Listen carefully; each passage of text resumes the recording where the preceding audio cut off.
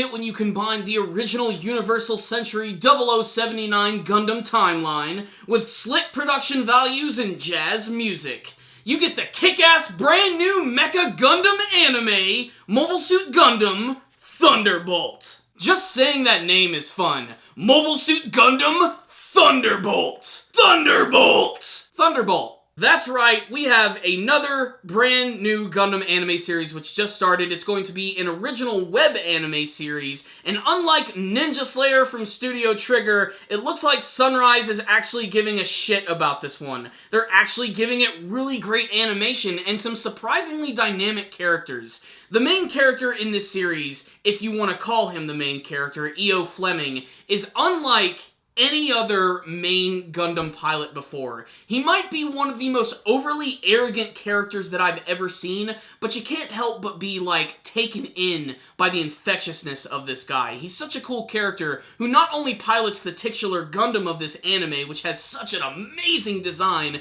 but he's also obsessed with music, in particular freeform jazz. And the music of the series really plays a big role in Mobile Suit Gundam Thunderbolt. But let's talk about the story for a second. It takes place during the 1-year war of 0079 during the original Mobile Suit Gundam. You have the Zeons and you have the Federations. And they're fighting in this place which is known as the Thunderbolt Sector, which is where all of this debris goes. You can see that there's these big space electrical storms which are always going around, hence the name of the series. And you have the Zeons and the Federation who are constantly attacking each other with their experimental and prototype mobile suits to test them out. And the two main characters are E.O. Fleming from the Federation side, who seems to have this sort of weird, almost forceful relationship with the captain of his ship, which doesn't exactly seem to be reciprocated love. It seems like it's a very strained relationship, and again paints the main character in a very different light than what we've seen from the other main Mobile Suit pilots. And then you have Daryl Lawrence. He's from the Zeon side, and he also has his very own taste in music, which seems to be sort of all over the place, but he prefers J-pop, it seems. He also happens to be one of the best snipers for the Zeon side, and he pilots this Zaku with this very large, ridiculous gun. Now, this episode right here is basically just here to introduce you to the premise, who the characters are going to be, and what the action in the series is going to be like. And the first episode proved that it's going to be very hardcore and very different from some of the other Gundams that we've been seeing lately. I love the animation and look of this series. I'm not sure what it is. Maybe it's just the fact that the mobile suits look like the old ones, but they're all upgraded in a way that's a little over the top and ridiculous. Like, the main Gundam of this series has these two big shields which come out from its shoulders. It's got multiple guns, all of these different pieces coming off it. I love the color scheme, which is white and blue and dark blue and light blue, just really making use of those colors. The Gems, the GMs, also look really awesome in the series. The Zakus in particular always look just pretty freaking damn awesome. I think they're honestly, in many ways, cooler looking than Gundams half the time. And when they actually get to go to the mobile suit battles in this episode, they're fantastic. The opening one in particular is great because not only do we get a mobile suit battle, but you also have the character of E.O. Fleming, who actually gets his mobile suit destroyed. He ejects from it, and then he lands on someone else's mobile suit and takes out this guy just by shooting him in the head,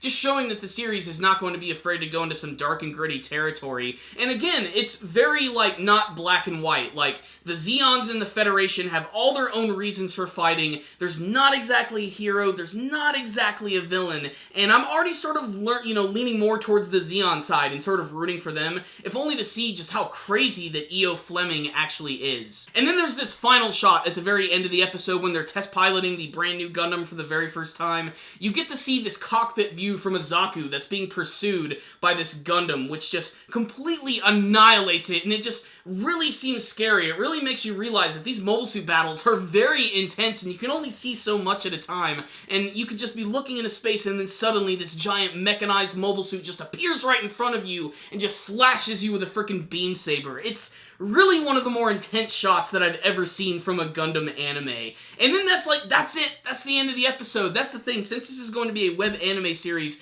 the episodes seem like they're going to be very short. Not counting the credits, this episode really clocked into a little over 16 minutes of animation, but damned was it satisfying. I really hope we get more of these in the future. I know know that this is going to be a 4-episode series, and then later on, maybe they can take some of these other side stories from the Gundam universe, condense them down into like a short anime version, and show them throughout the year, because these are freaking awesome. It's worth mentioning, too, that the animation, again, in this episode is fan-freaking-tastic. So, what's the rundown on Mobile Suit Gundam Thunderbolt? It kicks all sorts of ass. I really wish that this was going to be a much longer, fleshed-out series, if only for the fact that it just seems like it's going to be really interesting, and it might be kind of annoying for some people to realize that this is, again, another Universal Century story, which, at the end of the day, you know, really won't matter because we know how that entire war ends. But what I love about these side stories in the Universal Century is they always manage to make some brand new characters who are off doing their own thing, and they're always just as interesting as what was going on in the main story.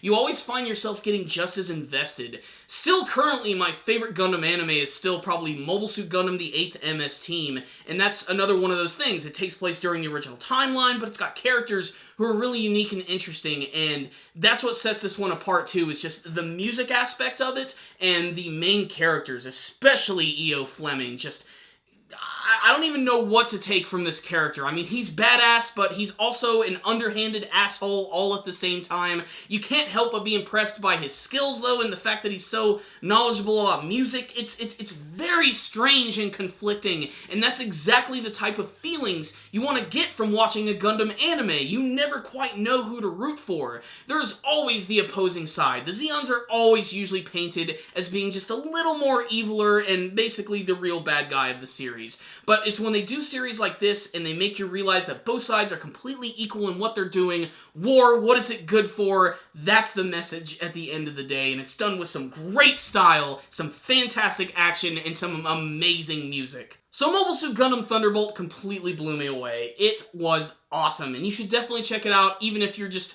a minor mecha fan. You're definitely going to see something you like stylistically, especially if you're a fan of anime. But if you're a hardcore Gundam fan, you gotta check out this episode right here. It's going to be the beginning of a really awesome 4-part project. So check it out, guys. Mobile Suit Gundam Thunderbolt, first episode for me is a 5 out of 5. There's still a lot of questions, but everything that they presented in this episode was just pretty damn top-notch. Check it out, Gundam fans. You might see something you like. If you did see the first episode of Mobile Suit Gundam Thunderbolt, make sure to tell me what you thought about it in the comments section below. What did you think of the two characters of Daryl and E.O. Fleming? What do you want to see from the rest of this series? Did you have a favorite Mobile Suit who showed up? What did you think of that Gundam? After seeing it, I really want to get a gunpla of that one. It looks really damn awesome. Make sure to tell me in the comments section below. Thank you guys for watching this review. Make sure to like it, share it with your friends, and subscribe to the channel.